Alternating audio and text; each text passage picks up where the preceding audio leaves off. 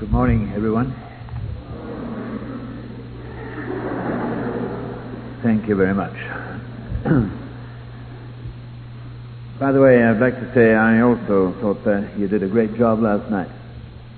I wish teenagers in Britain were taught to sing like that. They're not. We don't have Christian choirs and music. But we do have quite a lot of singing groups.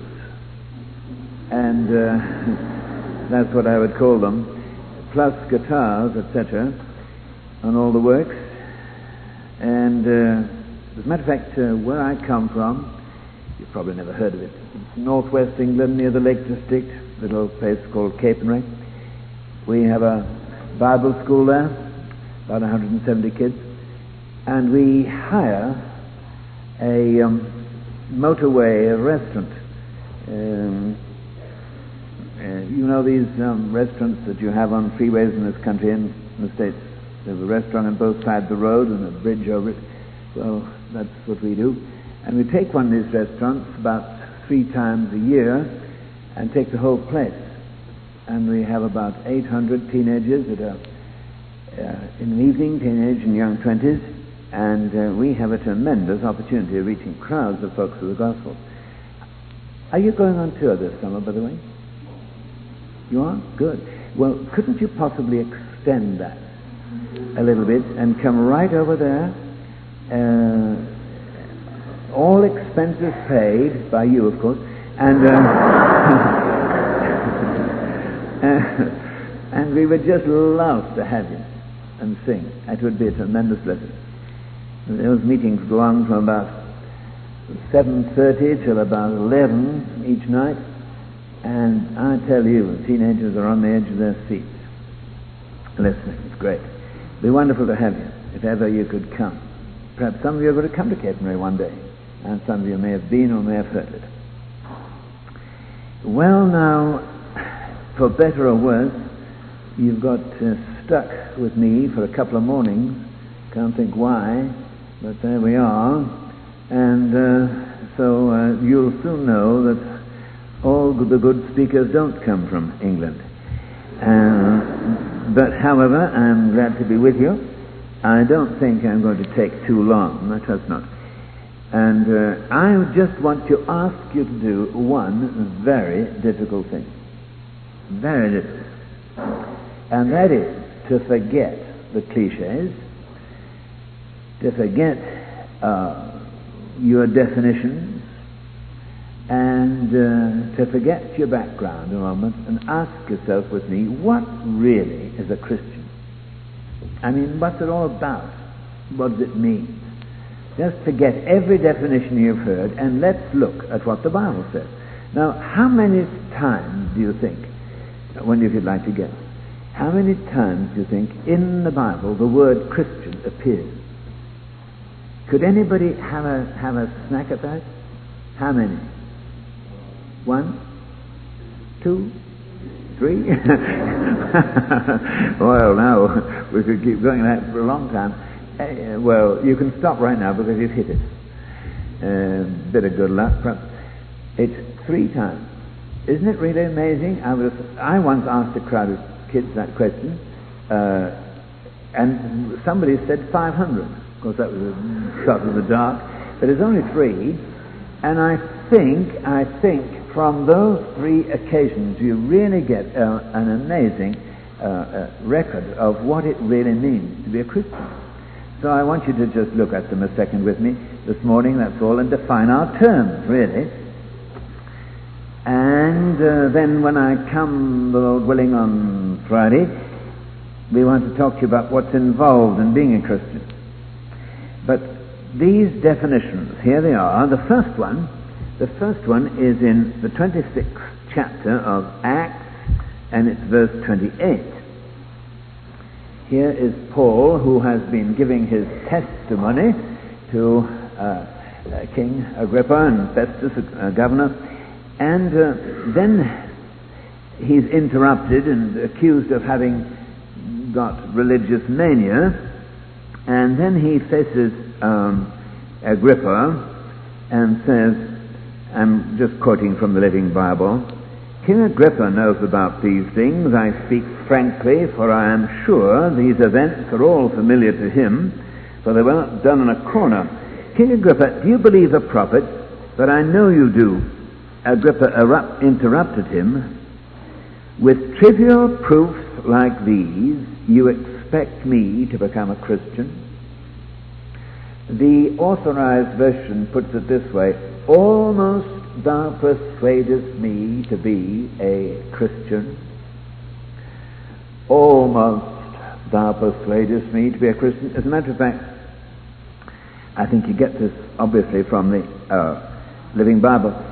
You really don't know whether Agrippa was being sarcastic or whether he meant it. Whether he was saying it wouldn't take much more to make me a Christian, or whether he was saying, as the Living Bible suggests, with such trivial proofs, you think you could make me, the great Agrippa, a Christian?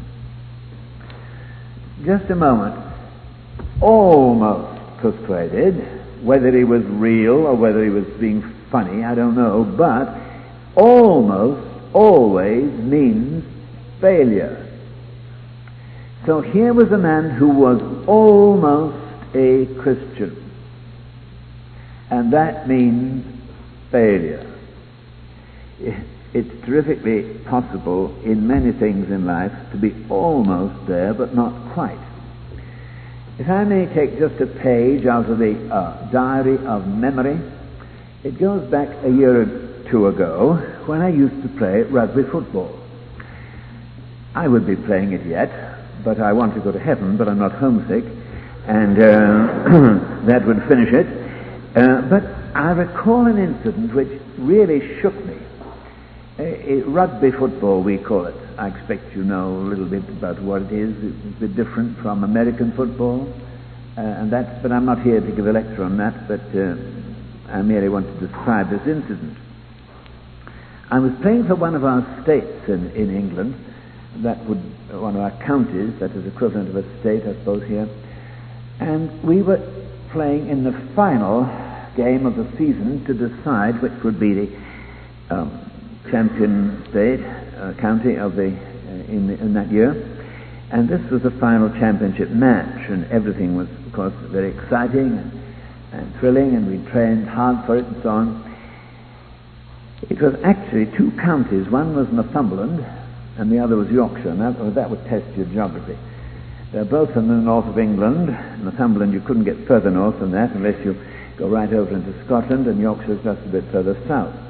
But when you get a Northumberland team playing against Yorkshire, my word, the fur flies. And there's no quarter asked or expected. There were about 30,000 people at that game, because a lot of everything depended upon the outcome of it as to who won, as to who was champion county. It was being played in Yorkshire at the city of Hull. 2 minutes from the end of the game, Yorkshire were leading us by what we call a dropped goal to nil. That was then 4 points to nothing. And we were being pushed right back on our goal line. If this language sounds a bit strange, doesn't really matter. But the ball came out of our forward line, the scrum, and the halfback got hold of it and threw it across to one of our three quarterbacks. And he cut right down the middle. And he got through, and just as he was getting about halfway, he passed out to his, what we call wing three-quarter, who raced down the touchline, and the opposing fullback tried to cut him off and just tackled him at the corner flag. But he made the touchdown and scored what we call a try. That meant Yorkshire 4, Northumberland 3. Now, in rugby union football, that try has to be converted. Different kind of experience, of course, to a Christian conversion, but it has to be converted. And that is done by taking the ball back at right angles from the place it was touched down, 25 yards, and then kicking it between the upright posts over the horizontal bar. And if you're successful in that, you add 2 more points. And if you don't, of course, you don't get anything. I was terribly sorry for the fellow who had to take that kick, because obviously victory or defeat depended on it. Sorry for him more especially because it happened to me. And 25 yards back, I put that ball down. It was right away over here at the very edge of the field, really, where the touchdown had been scored. And the goalpost right across here, and the angle seemed very narrow, and it was an awful long way.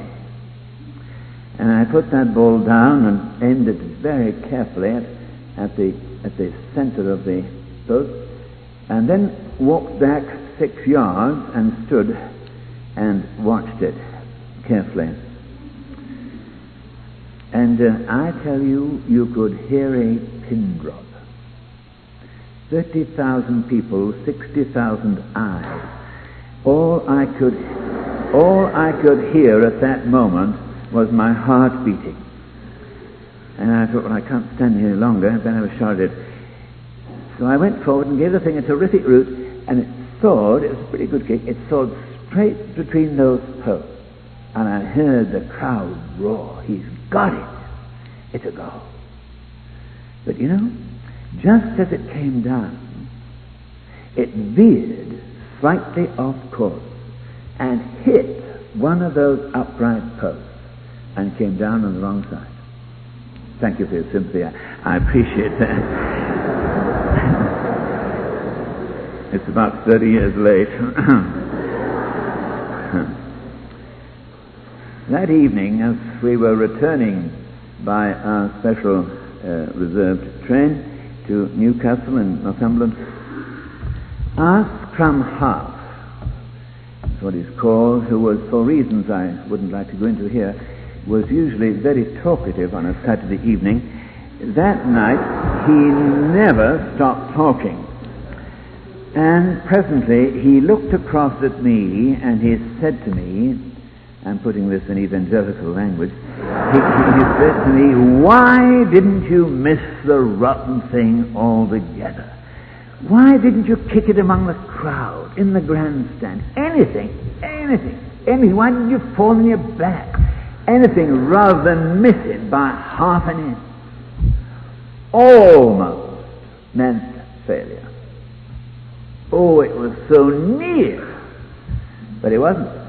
And it didn't matter whether I'd missed it by an inch or by a mile. The result was just the same, defeat. Almost now persuaded me to be a Christian. I'm so happy to be at TBI. So happy that you're here.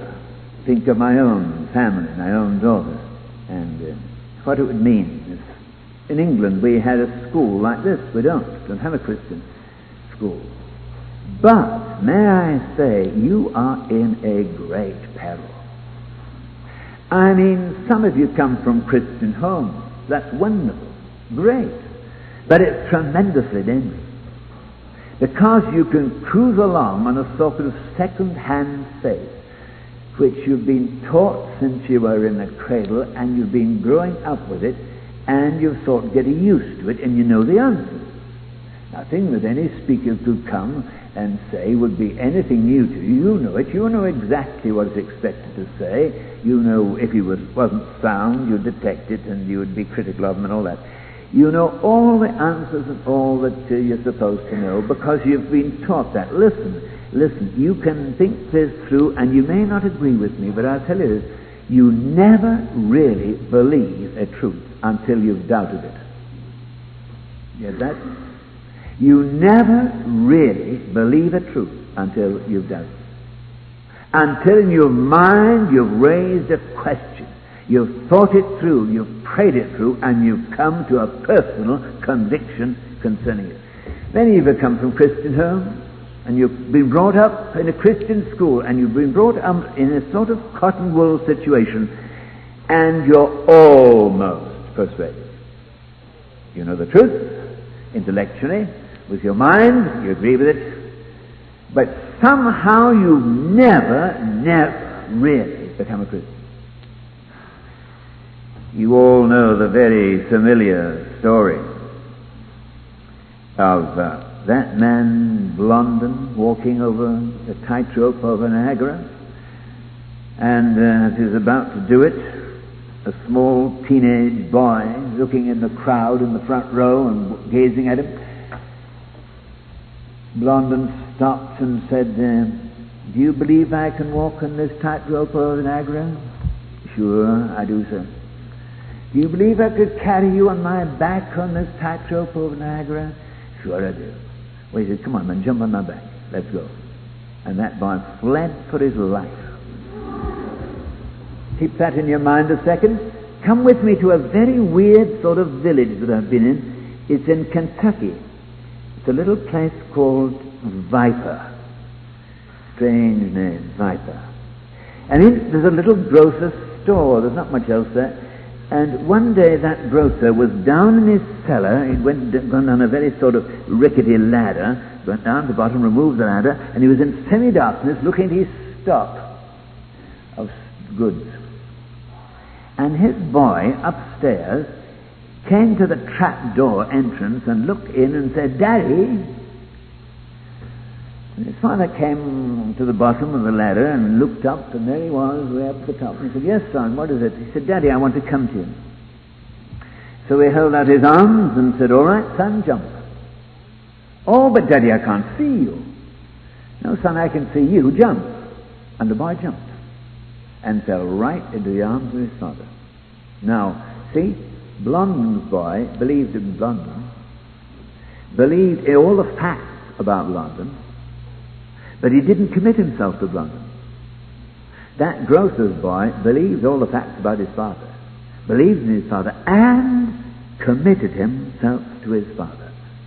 What makes you a Christian is commitment. Faith, Faith, forsaking all, I take him.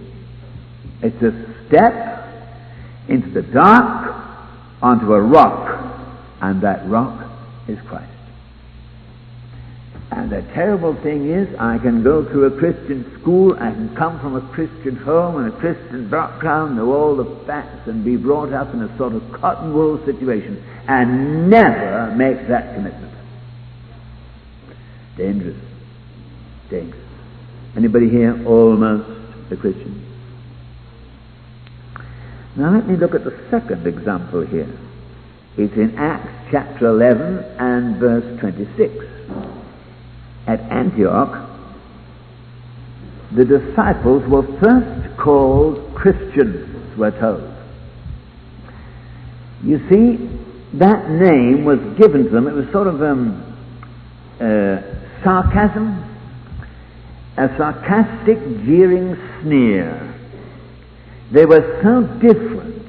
I don't mean peculiar, just different. They were so different that they hadn't any word in their vocabulary at Antioch which would describe these folks.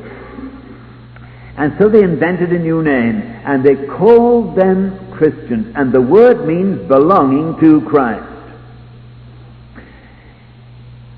There was something about them that could only be explained by the fact that they belonged to a risen Lord.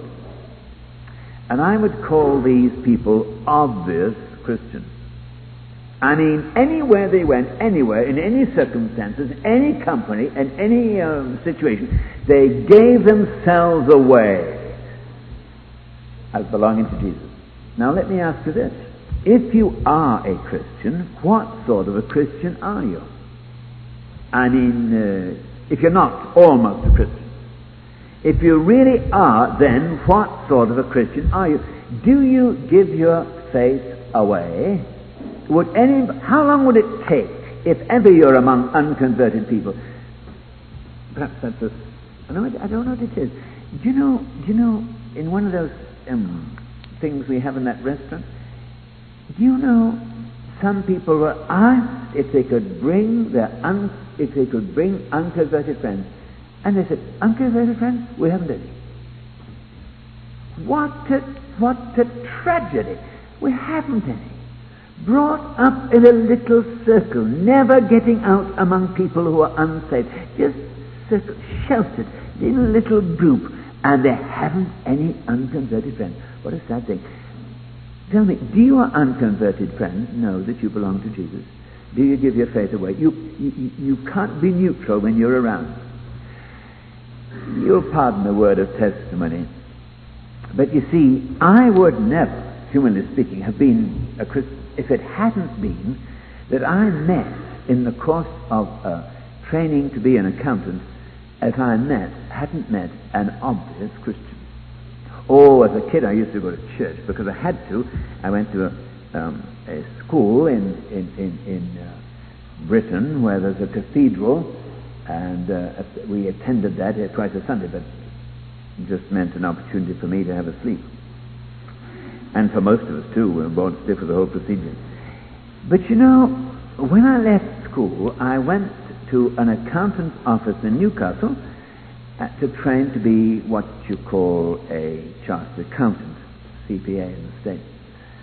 And I'd been there 2 years with about 60 other fellows who were also training, and there was one of them who was absolutely different from everybody else. It would be very difficult for me to describe him, but we used to call him a sort of religious maniac. You see, the thing about him was he was horribly consistent. Office hours, 9 till 5. Well, he got there about 1:45 and stayed till 5:30. At 11 o'clock, when we wanted to go round the corner for something a bit stronger than coffee, well, he would never go. And when we wanted 2 hours for lunch, he would only take 3/4 of an hour. And then we stopped at 4 for a cup of tea, of course. And then we wanted to go home, play golf or something.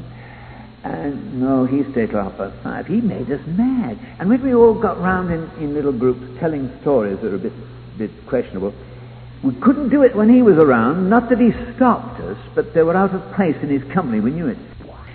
So we were really hopping mad with it. And one day, the senior partner of that firm said to me, I want you to go and audit a firm's books in a place that, oh, now how can I, well, I can locate this by saying to you, right across the top of England, there is the Roman Wall, the ancient boundary of the Roman Empire, built in AD 70. And it's still there, a bit of it's remaining. And there was a village just by that Roman wall, miles from anywhere, and in it there was a factory which made paint, and it was stuck up there because it smelt, all the pollution. And we had to go there, and there was one little pub, you see, which had one bedroom for guests. And he said, you'll have to go there and work there for 3 weeks to do the job, and you'll have to stay in that pub, there's nowhere else you can stay. And you're going to go with, and he mentioned the name of this queer religious maniac. And I was to live in this fellow's company for 3 weeks, day and night. Oof. The day before we went away, about a dozen of us fellows in the office, we got round drinking beer in Newcastle, and I vowed that in less than a week I'd knock religion out. Now, you know, when English people get mean, oh boy, we are mean. We are mean, we really are. And I thought, well, what an opportunity. So I went there, you know, determined that this was going to happen. And the first night, there were 2 little beds in that room. I moved the bed to the opposite side of the room to be as far away as possible. And then when we went to bed, about 11 o'clock, this fellow knelt down to pray. Well, I didn't quite know what to do at that point. So I thought to myself, I'd better do the same. So I knelt down too. Do you know how long he was there? I timed him. I was watching to go in. Do you know how long he stayed? I tell you, 52 minutes. Yeah, exactly. That's what I thought. 50, and in a floor like this. No carpet, no rug. I had every ache it's possible to have. Oh, all over I moved from, but I wasn't going to give in. And at the end of 52 minutes, he stopped and got up. I stayed down an extra minute, and that impressed him, I hope. And then I got into bed. And I thought, well, I've made a pretty good show there. And then the lights were out, and I heard footsteps coming across the floor, and he sat down on the edge of my bed, and he said, Redpath, there you go. He said, do you ever think about anything seriously? I'm afraid I was known as a sort of, sort of fellow who whips it all up. And I said, what do you mean? And then he said, Redpath, he said, do you want to be saved? Oh, that's the diplomatic approach. You read about it in 6 Easy Lessons on Soul Winning. I let him have it. Everything I could, I fired at him. I'm not in the Salvation Army. I'm not so bad as most people. I don't live too rational, and all this usual argument. And when he just let me get it all out of my system, he said to me, Redpath, he said, do you know anything of victory over sin in your life? I was so glad it was dark, because I went as red as anything, and I said, no. He said, do you want to? I said, I'd give anything in the world to. And for 20 minutes he told me the story of Jesus. I suppose I must have heard it before, but it never registered. The story of a cross, of an empty cross, of an empty tomb, of a risen, ascended Lord, and of the coming of His Holy Spirit to indwell my life, to keep me every day and to strengthen me. In 20 minutes He led me to know Christ, and I was born again. Well, can you imagine the reception I got when I went back to the office? I mean, I was going to knock sense into this fellow. He'd knock sanity into me. And, I was awfully frightened. Terribly frightened. Dead scared of him, to be identified with him among all that crowd. And I didn't make much of a show, but they did seem to detect there was something peculiar about me too. But, I went every week with this fellow to a Bible study at a Brethren Hall. I had a good beginning. And 6 months I went there, and there were business people who were ministering the word, and I would hear them expound the scripture, and verses like this hit me every now and again. No man can serve two masters. Either he will love the one and hate the other, or hold to the one and serve the other. You can't serve God and mammon. If any man loves father or mother more than me, he is not worthy of me. Whosoever shall save his life, lose it. Whosoever will lose his life for my sake and the gospel's will save it. If any man would come after me, let him deny himself, take up his cross and follow me. And it didn't need somebody with a PhD degree to tell me that the kind of life that I was living and that kind of life were totally opposite. I mean, then I only lived for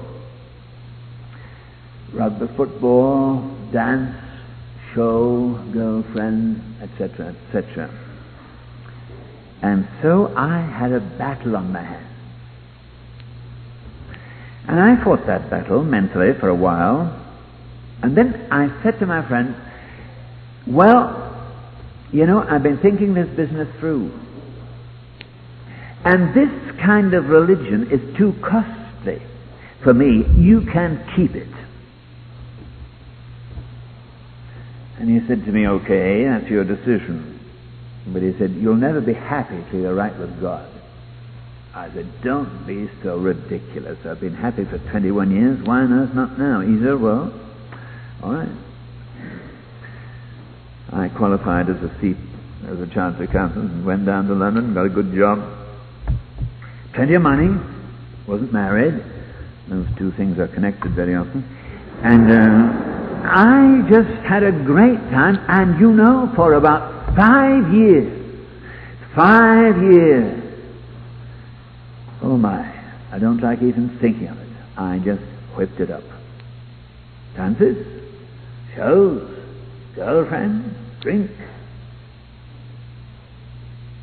I'm amazed that somebody isn't jumping out of your seat at me and saying, "Hi, you can't be a Christian and live like that, can't you?" Oh, yes, you can. How do you know you're a Christian? I'll tell you, because I was downright miserable. I used to do all that, but I loved it. Then, after I'd been converted and born again and knew the Lord and yet wasn't prepared to follow Him, I tried it again. And I tell you, when you try and get the best out of both worlds, you get nothing out of either. And I was downright dog miserable. Miserable. That fellow came down to see me in London, took me out to lunch, and we went out to lunch together. Didn't talk to me about Jesus. Didn't talk to me about the Lord or salvation. Then, just as we went away, he shook hands with me and said, "Well, it's been awfully good to see you again. But don't forget, will you, it's possible to have a saved soul and a wasted life." Saved soul, wasted life. That was a crack. It penetrated my armor. That night, I remember, it was a Friday, when I had to go up to Newcastle on a night train to play football the next day. And every click of the wheels on the railway line, saved soul, wasted life. All through the night, I never slept a wink. Saved soul, wasted life. Saved soul, wasted life. Saved soul, wasted life. Next afternoon, turning out, running on that field, every step I took, saved soul, wasted life. Saved soul, wasted life. That night, I went to the team dance, and would you believe it, the orchestra were playing exactly the same tune. They jazzed it up. Saved soul, wasted life. Saved soul, wasted life. And the next morning, waking up, wondering where on earth I'd been. Saved soul, wasted life. Saved soul, wasted life. Couldn't take it any longer. And the Spirit of God had come upon me with such conviction that He broke me down. I said, "Lord Jesus, for 6 years, I've had you, but you've never had me." And from that day, He came right onto the throne. See, I've taken time to tell you that because of this. It was impossible to be neutral in the presence of an obvious Christian. Fellow who gave his face away. Not a minister, not a preacher, a businessman. Say, it may be that somebody here listening to me this morning is doing exactly what I was doing during those 6 years. You're trying to get the best out of both lives. You know, you're whipping it up. At least when you can get out of school. And you go rearing to go when you can just be yourself and whip it up. And on the other hand, there's a nag in your conscience. He that saveth his life shall lose it. He that loses his life for my sake and the gospel shall save it. And that voice gets louder and louder, or quieter and quieter, whether you obey or disobey. I wonder which way the verdict's going. I wonder, each of you are going to come to a point when you reach the end of your rope and you come to a decision. Are you an obvious Christian? Not a phony, a person who's simply attending church and singing and so on.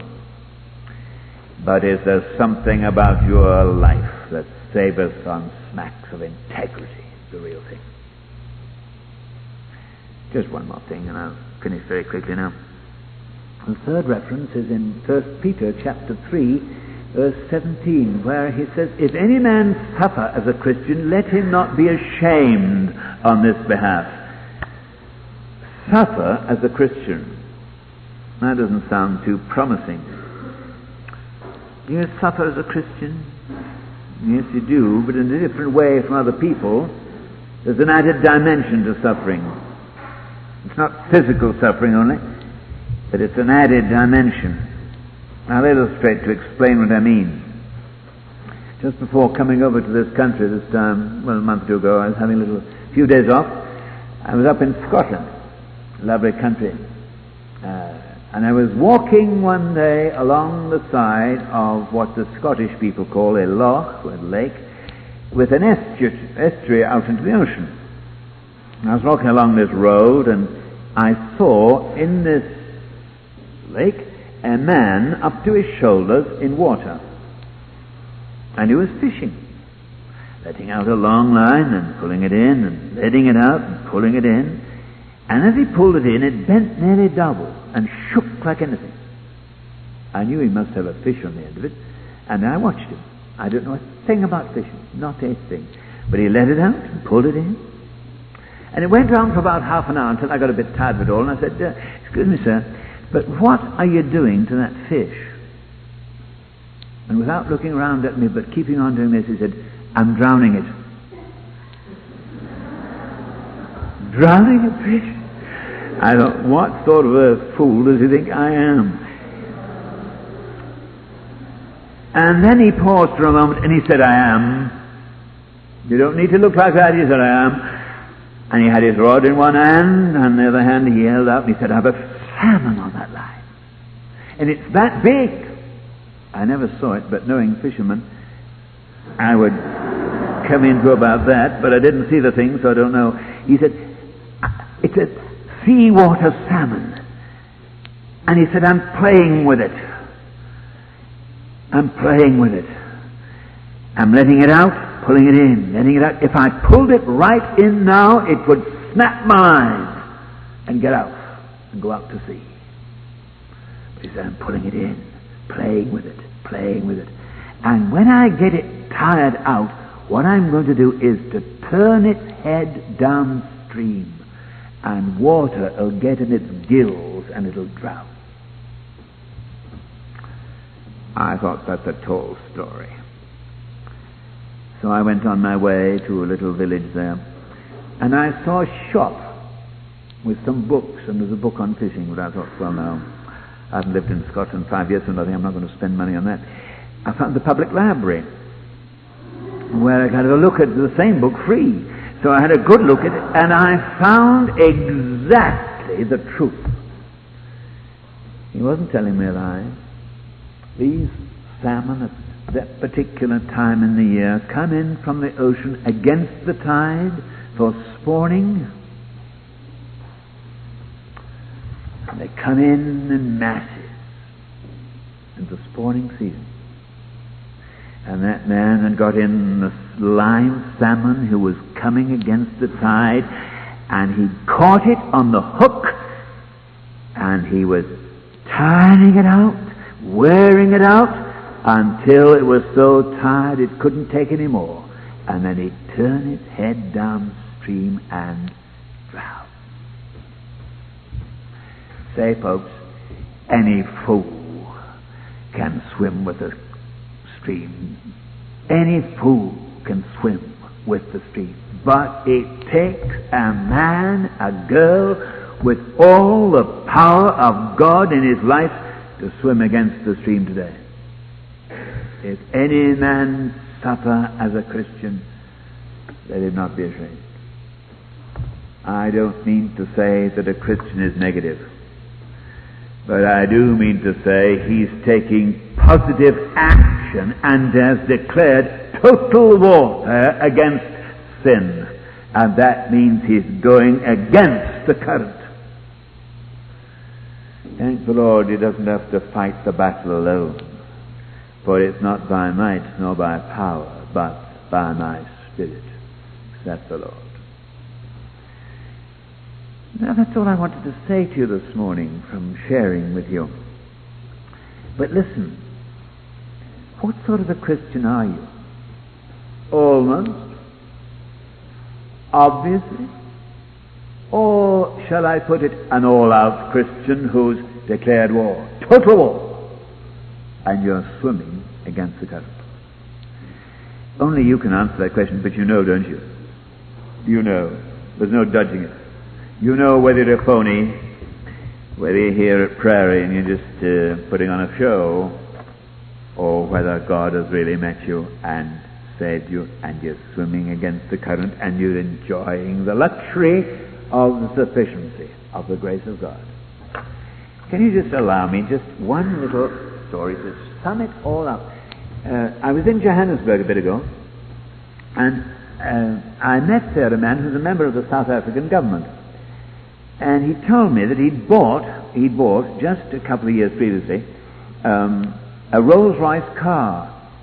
Now, we in England are conceited enough to believe that Rolls-Royce are the best cars in the world. Of course, that's open to question, but they're certainly the most expensive. And this fellow was so thrilled with the performance of this car that he went to the agent in Joburg and said to him, "What's the horsepower of this vehicle?" And the man said, "Sorry, I can't tell you. Rolls-Royce never let us know." Well, he said, "Find out." Well, he was an important customer. So the agent sent a 2-page telegram to London. Rolls-Royce, 1971 model, V8 engine. Cubic capacity, so much. Brake horsepower, so much. From 0 to 100 miles an hour in so many seconds.